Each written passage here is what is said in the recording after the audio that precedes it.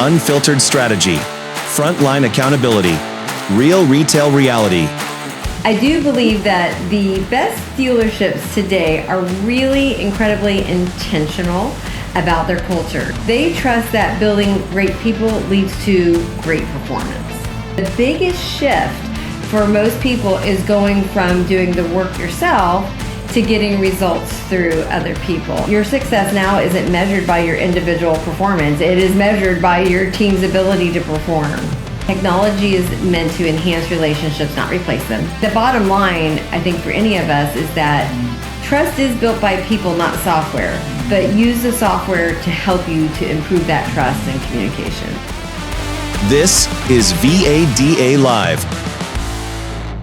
Welcome back to VADA Live. I'm your host, Dan Carrigan, at the VADA Live headquarters in downtown Richmond, Virginia. And joining us today, I have Georgia Munson, who is an instructor at NADA Academy. Georgia, your resume is impressive. Okay, so before helping develop the next generation of dealership leaders, you spent decades in the industry, including leadership roles. Ford Motor Company comes to mind, the Faulkner Ciocca Automotive Group, Berkshire Hathaway's XTRA Lease. And now you're just working with leaders across the country, helping educate them, grow their skills as part of NADA Academy. Georgia, thanks for taking time, and welcome to VADA Live. Well, thank you so much for having me. Your background, let's just dive in. And I know sometimes it's the resume is a lot. We're going to try to pull the highlights, Georgia, because I know it's beneficial for dealers throughout Virginia. Right. From the manufacturer side, the OEM, let's just start there. And so You've led dealerships, you now train leaders. Looking at today's retail environment, given your experience, what do you think separates dealers that consistently outperform the rest? You have this amazing point of view at NADA Academy now as well. Well, thank you for the question. That's a really challenging question. It's a great question. I do believe that the best dealerships today are really incredibly intentional about their culture. And those dealerships have very clear expectations of their people. They have very strong accountability. And they have leaders working for them that actually invest in their people.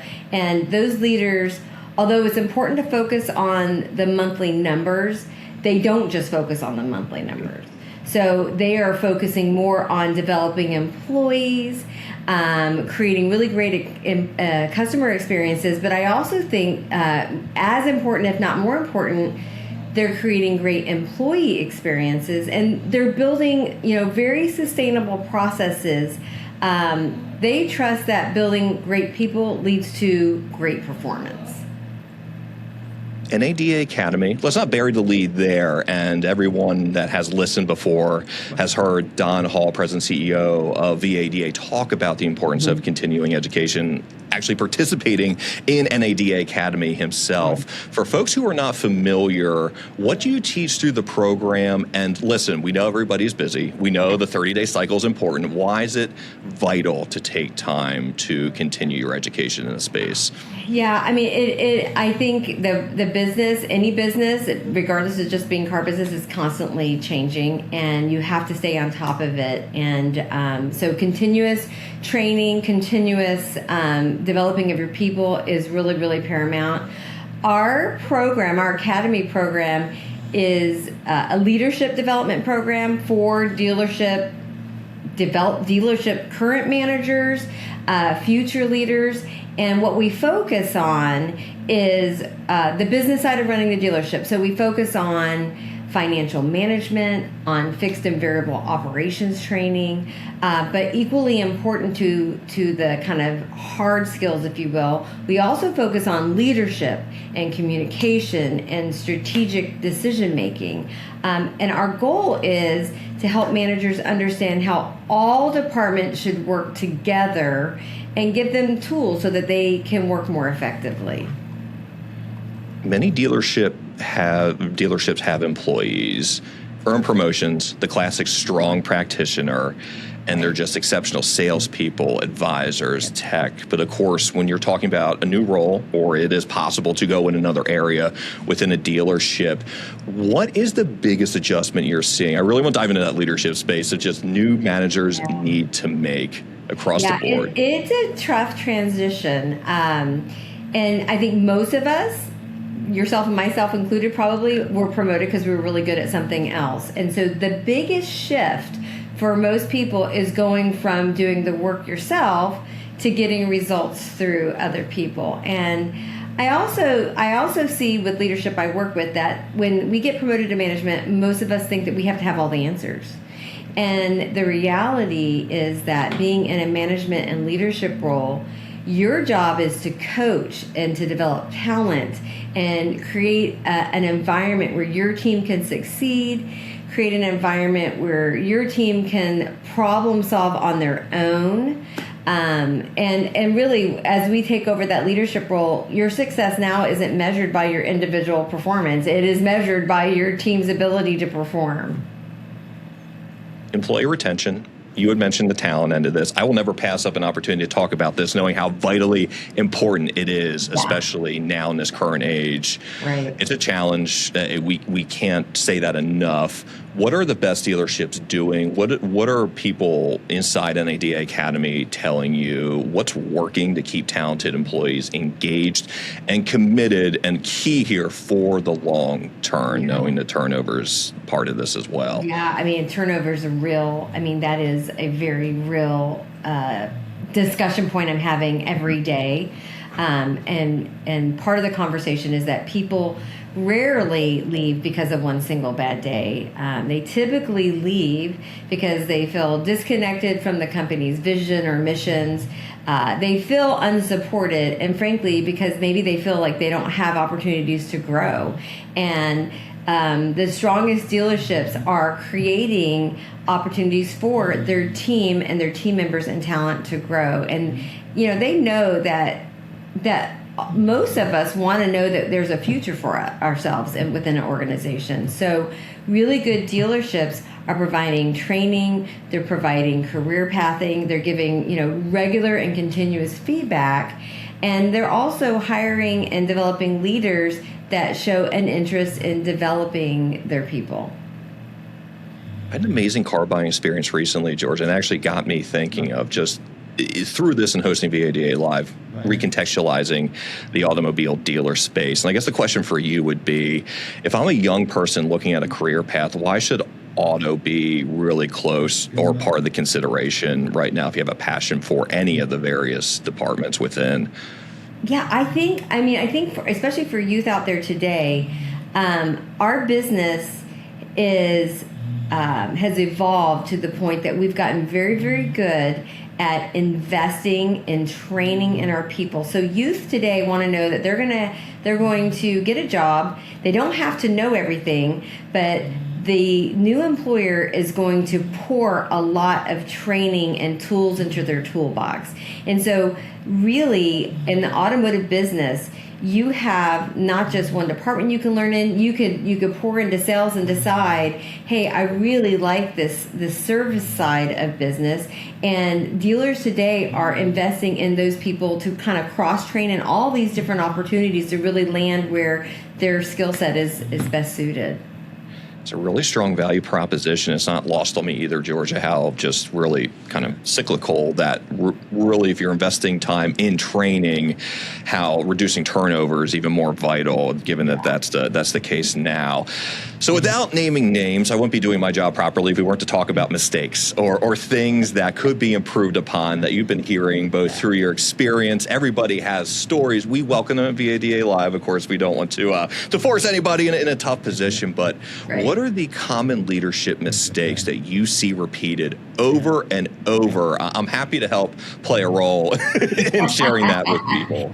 Well, I think it's a very simple mistake. And so let me manage your expectations with the answer. But I once had a student in a training class who had a tattoo on his forearm, and the tattoo looked like a filigreed key, if you will. And the word on his arm was communication. And I do think communication is the key. And one of the mistakes we make, most common is assuming that all the people that work for us understand our vision and our mission statements and our priorities and our expectations. And it's pretty common, myself included, that we think that we've communicated something because we said it once.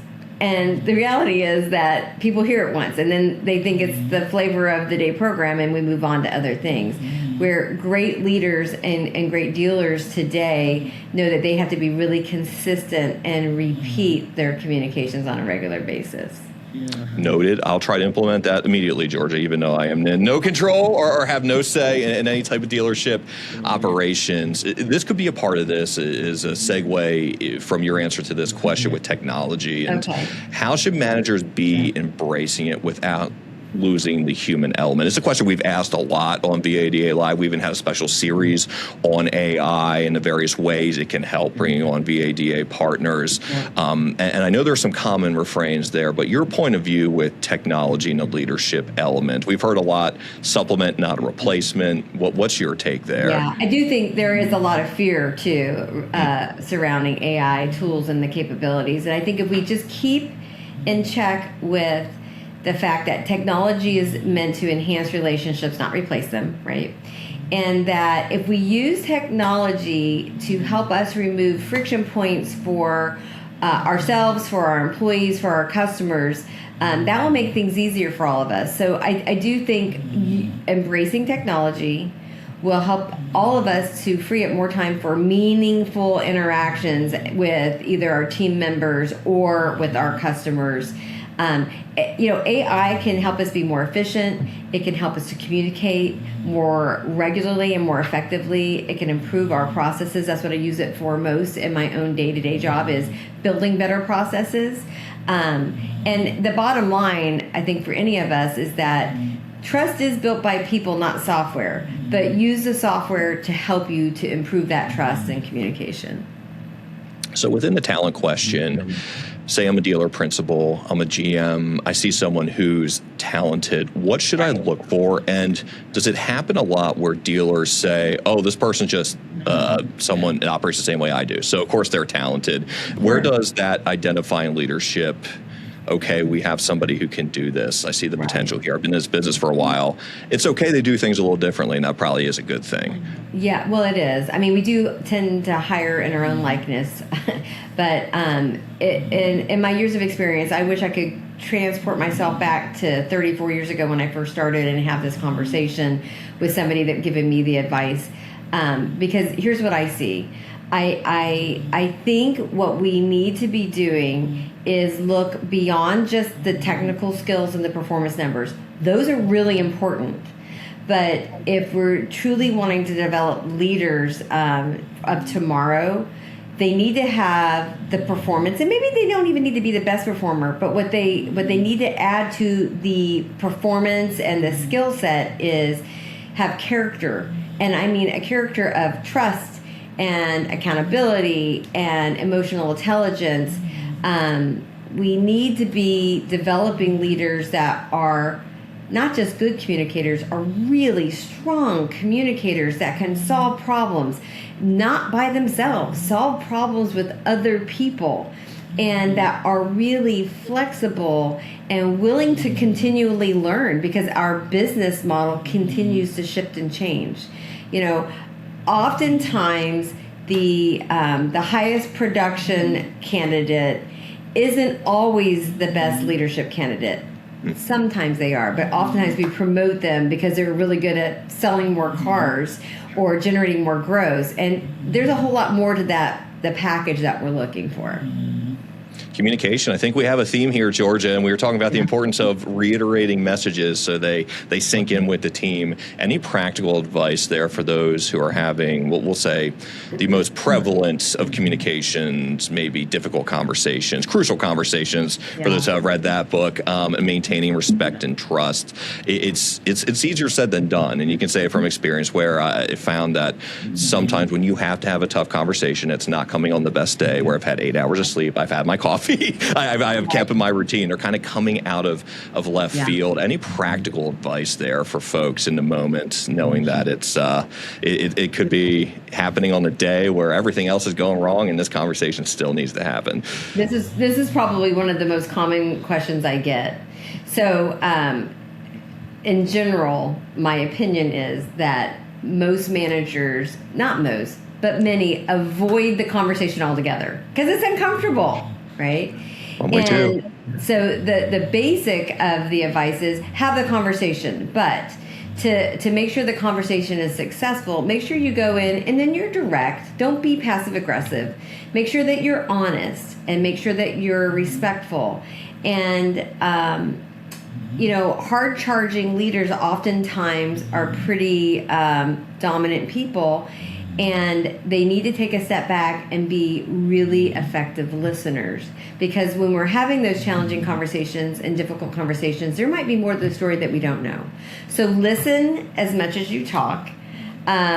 Make sure you're clarifying the expectations, and then you ultimately want the individual to leave with their ego in check. So I typically start those conversations off with, hey, do you have 2 minutes? Can we have a conversation?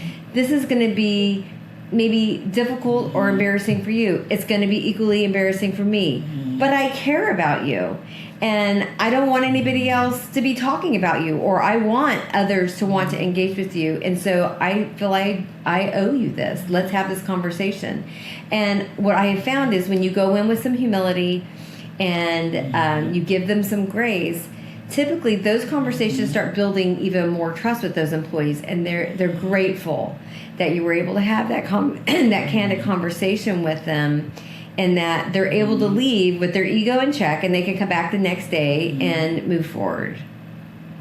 For those who are, we'll say, there's inertia in place and they have a very set way of communicating, how do you break through with those folks? Is it this is a best practice? The results are there? Because I know communicating, it's so personal, and you've had times where perhaps the wrong approach or what may not have been the best guided, best practice approach actually works sometimes. So for those that are kind of saying, no, I'm set my ways, I'm good here, any response to them at all, and how they could potentially change things and just make maybe some slight updates to how they communicate and work with team members? We do all hear that all regularly, and I think my very basic feedback would be, what's the worst thing that can happen if you just try? Just small changes. Just let's just give it a go. I'm with you. Yeah. With you. I love asking this question, Georgia, and we were talking about careers, your resume, time in dealerships, Ford, and this is one of those home run, tough questions where we can sit here for a minute and even think about it, but when you look back, what are some of the toughest, hardest earned lessons that you've had in the automotive business, and why? And I know that personal perspective sometimes helps people. What do you think it is if you were to look back for a minute? Hardest learned lessons. I honestly think, from personal experience, it is admitting my mistakes. That's the hardest thing. Where we sometimes are more reactive than proactive, and so I have a tendency to say things before I think, and those are the hard lessons that when I was younger I would react, say things I would regret. Then what do? And I had to really dig deep to come back and admit, hey, you know what, that was probably not appropriate, or that wasn't as professional as it could have been, or I'm sorry, I'm not always perfect. So those life lessons are, it's okay to be wrong, and it's okay to admit that you're wrong. Just don't do it again, right? And you've been hearing from Georgia Munson at NADA Academy. Georgia, really appreciate your time and sharing. Our conversation's been fantastic.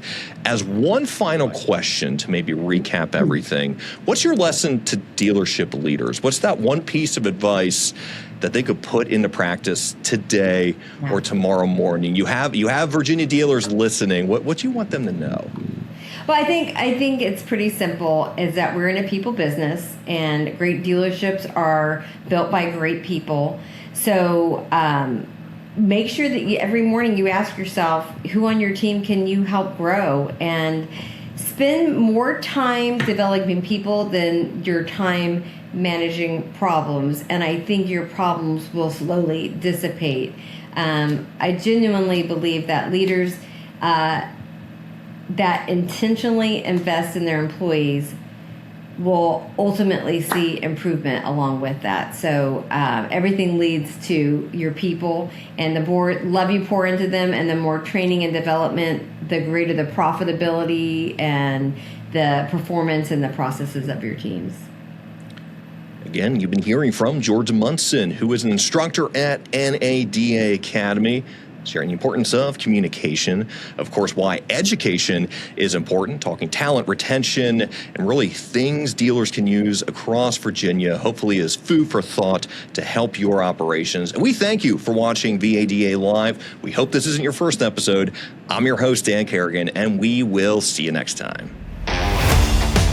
Thanks for watching VADA Live. To stay ahead of the latest in retail automotive, hit subscribe or visit VADA.com for full episodes, industry news, and event updates.